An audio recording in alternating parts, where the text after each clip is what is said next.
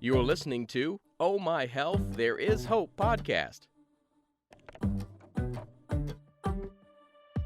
When your heart is aching and your world is shaking, don't give up. No, don't give up. Hello and welcome to Oh My Health, There Is Hope podcast. I'm your host, Jana, and today we're here with Jessica Durbin doing her 4-part series, Fiscally Fit and Strong series. Jessica started in finances basically when she was in the womb. She is now a financial wellness coach for people who need help creating budget, diving into their emotions surrounding money, or figuring out where their money goes each month. She also helps people create better habits and routines around their finances. Jessica believes finances connect to everything, and she's right. She is here to help you figure out how the puzzle pieces of your finances fit together. Jessica started out thinking she couldn't do it all, that she couldn't possibly have a thriving business where she could help people and love what she does for a living. She's definitely making that happen. She says she is always growing and learning, and she has even bigger goals now. Her motto is balance, consistency, and discipline leads to financial wellness, which is a key to a great lifestyle. Oh my goodness, Jessica, I am so excited to have you here and doing this series because you're one of my favorite people. And for all of my listeners, Jessica is my new team member for finances. Like, I brought her on last year and I am over the moon excited. She's already taught me so much. So thank you, Jessica, for being here. Thanks for having me. I'm super excited. So this series is literally about you teaching our listeners about their financial health, right? Those relationships they're having with finances, and we're breaking it up into 4 parts. And so I'm going to let you just break it down and start sharing with them, and I'll chime in whenever I have a question so that you can maybe answer it for everybody. How does that sound? Perfect. Sounds great. Then go. Okay, so today I wanted to talk about budgets because for me, like when I do my coaching, I start right off with a budget because that's the starting point for me in everything I do, especially when planning for like anything and everything, trips, groceries, you name it, like I have to go back to my budget. And so it's really just the starting point that I like to teach my coaching clients so that they have something to come back to, if they fall out of line or, they need somewhere to start again, like because everybody has that point where they're like really great with their finances and then they fall off because everything's going so smoothly and then they forget to check up on things and they're like, wait a minute, let me go back and start at the beginning. And so the beginning is going to be your budget. And for me, I call it the roadmap to wherever you want to go to success, right? Because if you have a very strong budget, you're going to be able to keep yourself in line and make sure that your goals happen and achieve them within a remarkable amount of time. Because if you didn't have a budget, where would you be?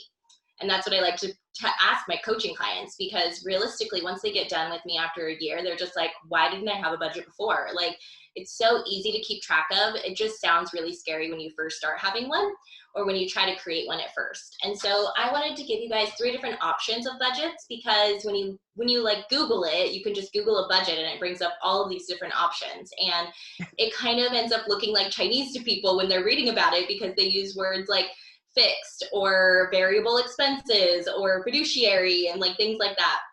And I wanted to kind of break it down in the terms of like basic finances for everybody, just to have a starting point, like I said. And so I wanted to start with the 50-20-30 budget rule, which was a budget that Elizabeth Warren came out with. And it's actually a pretty interesting budget method. I personally don't go with this budget, and I'll explain why a little bit later. But what it entails is saving or spending 50% of your income on needs, which is going to be like your fixed expenses and some of your variable expenses that are more like subscriptions and things like that. But mainly fixed expenses that are, like your mortgage or your PG&E. Well, PG&E can be considered variable as well as fixed, depending if you have solar and just many other things. But it really is basically your bills. So 50% on your bills, 20% on savings or debt, and then 30% on wants.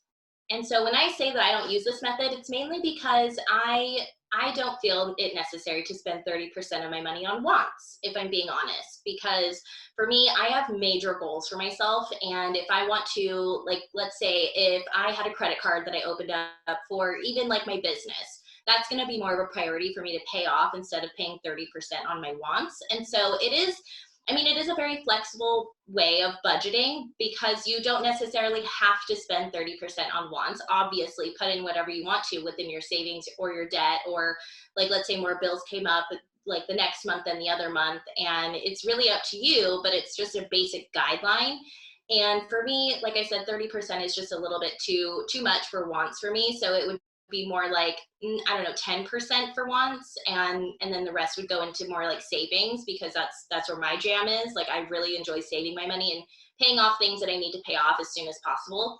So with the 50, 20, 30, it's up to the individual, because if it works for you, go ahead and do it. Like, it's really for your lifestyle. And I personally just feel like I have a more strict lifestyle budget on myself because I have such big goals. And so for the average family, this would work for you. And it would be really awesome because you can do 30% on wants, meaning like if you have kids, it would be for their soccer stuff that you're doing, or their extracurricular things that you're paying for, and just, you know, fun things that you want to do. And so that's why a lot of families use this budget, and it works out really well for them. And then my second budget, if you don't have any questions on that, Jana. I do. I have a question. Oh, go ahead. So when I was a young mom, I used to budget because I was on a very fixed income, being in college, being a single mom.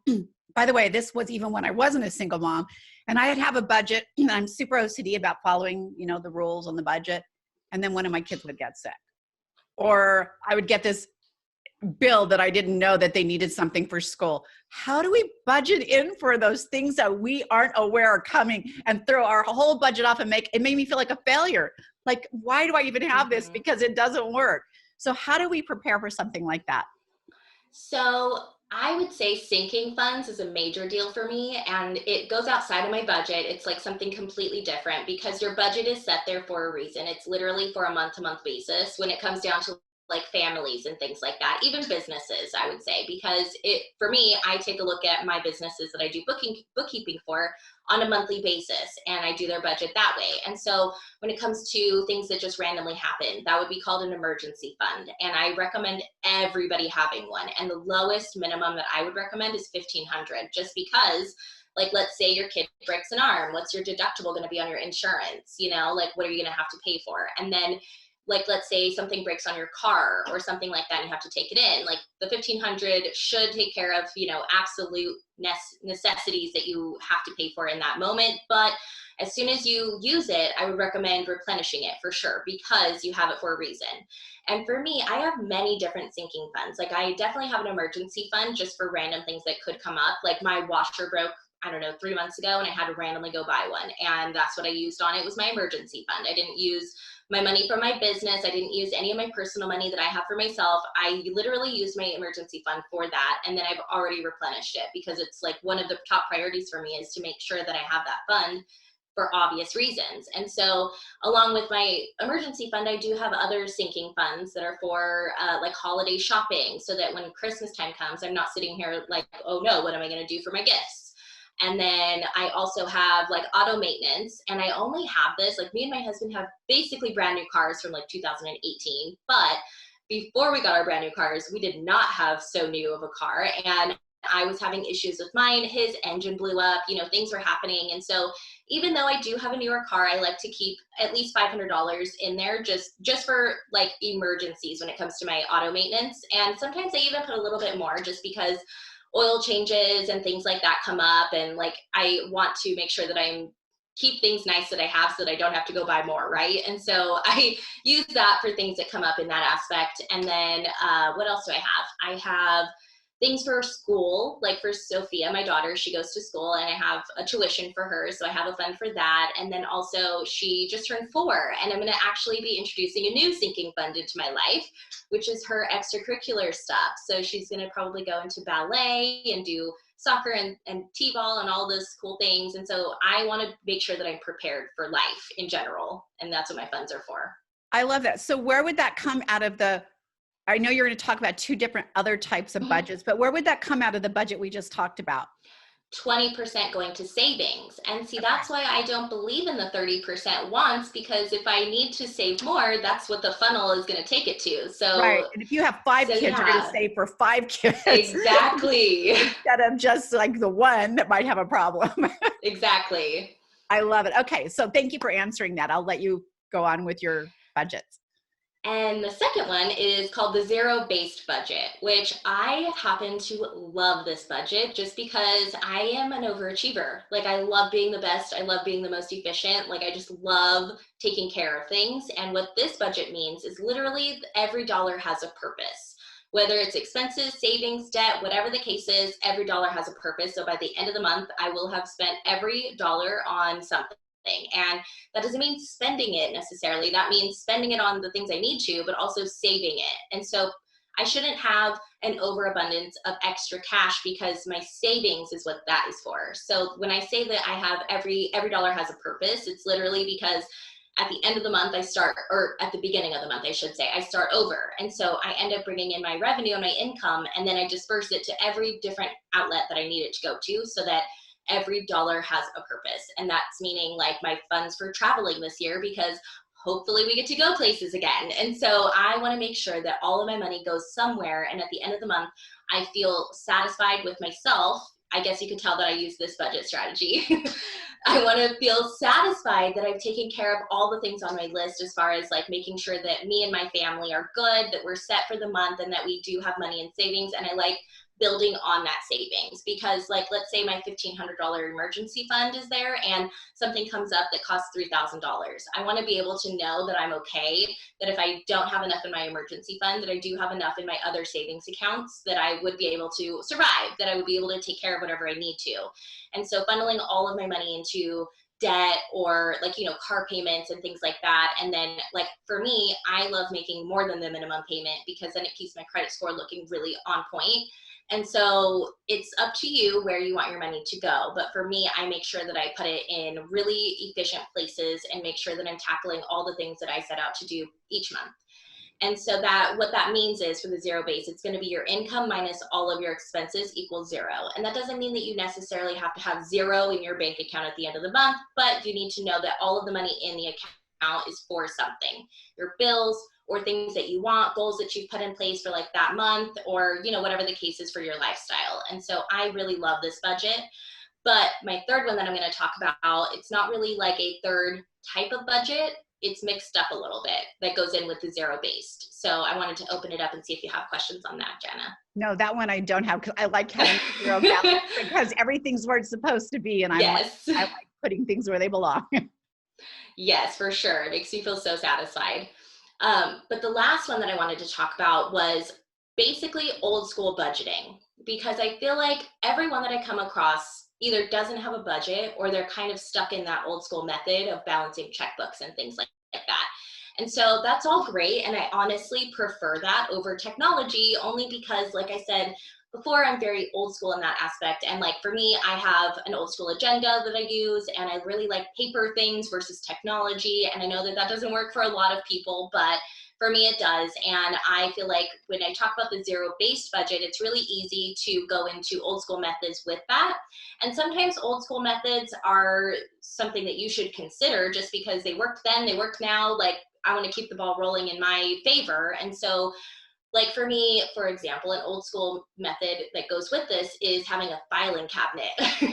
Having a filing cabinet with all of the receipts and all of the things that I need, as far as my statements, which I only keep things for like a year, and then I shred everything. And I keep it for a year for a reason, because with finances, everything is paperless now. So I don't opt to do that. I know environmentally I should probably do that, but I really just like to see things in my face, and I like to check my fees. I like to check percentages on certain things that I'm paying off, as far as like a business credit card or something like that. Like, credit card companies end up changing fees randomly, and if you're not on top of it, if you're not looking at statements, you could get a fee that you didn't even know about that you were paying. And it's like, I really like to keep a close eye on my finances personally. So I keep everything for a year. I go over everything every month, and I make sure that everything is on point within my finances, because I take care of my finances for me and my whole family. So I want to make sure that we are good. And then another thing, which I honestly just got out of this, and I'm a little bit embarrassed to say, I was utilizing the envelope method for my cash. And I used to work with cash a lot, and I'm kind of moving more into like technology in that aspect, I guess, because I thought like I needed to save all of my cash. Like cash is like going out of style, which it is. Like we are no longer going to be using cash in the future. And I want to say in the next like 10 years, like it's just going to become an old thing that nobody uses. And so for me, I was like, I need to get out of using cash and all of this, because each month I would literally go through my budget, which was a list of things, really, my bills and what day I needed to pay them. And then I would then take cash, put them in my envelopes, which works out really great for people who are on a very strict budget, because this is literally all they can use is the cash in these envelopes. And so it would be for like groceries, daycare, my daughter's tuition money would be in there, and I would literally just go pay it like that. For my gas, for anything and everything extra, I would give myself maybe like $100 that I could go spend on like whatever I wanted, whether it was like a t-shirt or like shoes or whatever. And I just kept doing that, and I ended up saving a lot of money. And I had, like I keep saying, I have really huge goals. And so for me, it's not that I don't enjoy having fun, but it's like these goals are a little bit more of a priority to me. And so I have to like literally schedule my fun, not all the time, but when we go on huge trips, I need to plan that. And so utilizing the envelope method was helping me in a very huge way plan out for all of our trips. And like 2 years ago, me and my family were traveling, I want to say, to like 7 or 8 different trips a year. And so it was really, really like a requirement that I saved every single penny and put it where it needed to go. And that's where the zero-based budget came in, was like, I need to make sure that all of my money is accounted for, because I have trips I'm planning, goals I'm saving for my business, even for other things that I had going on within our life. And so for me, the envelope method was really awesome. But now that I have achieved a lot of my goals using that method, I have found myself feeling okay with like kind of weaning off of the envelopes and going more towards high yield savings accounts instead, because now I'm getting income into my savings account with just having my money in there. And so that sounded really awesome to me too. But in that regard, it's kind of like a out of sight, out of mind aspect for a lot of people. So like if you have the cash in the envelopes, it's labeled for something. But for me, I have a lot of discipline in that area, where it's like, well, this says groceries, I can't use this on a pair of shoes. But for people who do have that mentality that's like, well, I have this money in my hand right now, I'm going to go buy it on whatever I want, you know? So there comes a little bit of a hindrance in using the envelope method in that aspect. And then with the savings accounts, it's literally like, I don't even see it anymore, and it's making me money while it's in this account. So like that makes me feel really good that it's doing work while I'm just sitting here. That makes me feel awesome. And then also balancing a checkbook. So I have checkbooks for 2 different of my accounts, but it's for those times when, like, for example, my daughter's tuition, whenever they ask me for, like, I donate to her school and things like that, but I have to make it out in a check. So they don't take cards, they don't take it, as like a wire transfer or anything like that yet. And so that to me is very old school, but I don't mind, but I don't balance my checkbook either. And that's a very old school method, but I do feel like it worked back then. It will definitely work now if people do use checks and pay for things. Like my granny uses checks for all of her bills still. And so that means she uses her papers, she writes her check out, she has it on her little like transcript of everything, and she balances it like every time she goes through her bills so that she knows what's in her bank account. And I asked her one time, I'm like, why don't you just look on your bank account? Why don't you get the app and look at it on your phone? And that way you can just see what's in your account at all times. And she's like, no, it makes me feel really good to be able to balance my own checkbook and see exactly what I have in there on a piece of paper. And I can't even tell her anything because I'm exactly the same way in every other aspect of my life. And so it just comes naturally to her to do the checkbook and things like that and go very old school. But with that being said, all of that, I would say that going old school method and utilizing those things will kind of transition you into the zero-based budget, because that's the same sort of mentality. So for me, I do a little bit of a mixture of both of those two things. So my favorite one is the second one. It's my total favorite because I cannot be trusted with cash, because what if I lose it? Like I would be like, it would be a lot on me, right? And then you have to keep receipts, right, for everything. And with this, I get a statement if I use my card, and I'm budgeting and doing that, the second budget. Having said that, there's a couple things I want to touch on. You touched a little bit on credit cards and paying off credit card debt and how that looks. So for all of you who have massive credit card debt, like I was there in college, we talk about this all the time, you and I, Jessica, that when you get your first credit card, it's like party and it's to its max in 48 hours, right? And then they give you a bill and you're like, what? Now I got to pay you. I'm a college student. I don't have that kind of money. And I was fortunate enough to get multiple cards.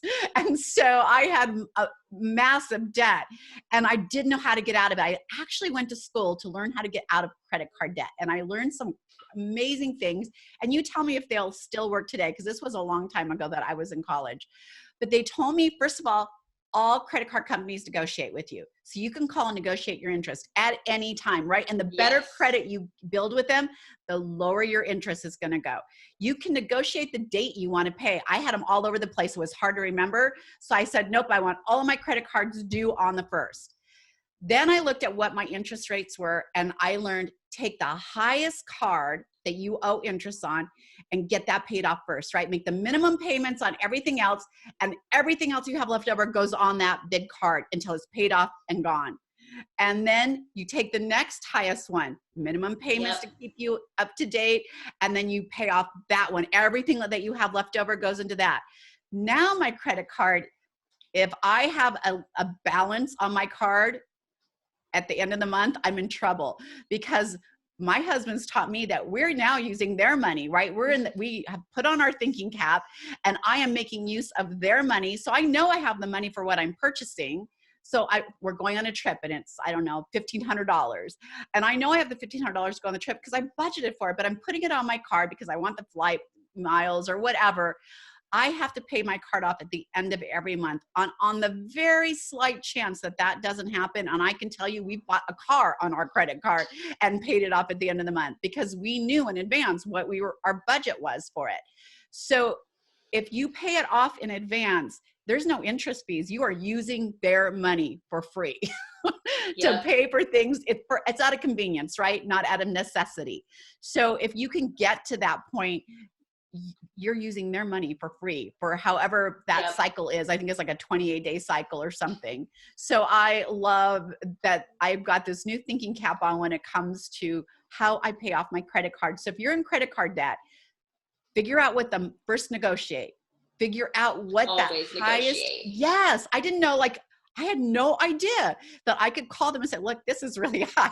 I'd love to pay this card off, but I cannot afford this interest rate. So what can we do? They always work with you.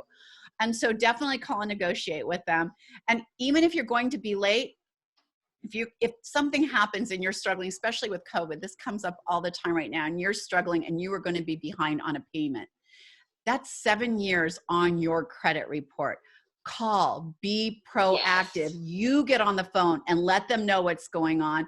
Tell them you need additional time and still be proactive. Call 2 weeks prior to that day and say, look, I'm just telling you, I'm still on schedule. I will be making my minimum payment. Thank you for the opportunity to extend this. They will work with you.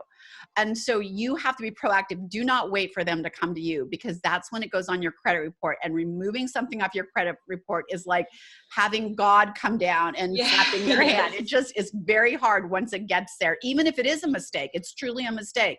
It's so hard to get off your report, and it stays with you for 7 years.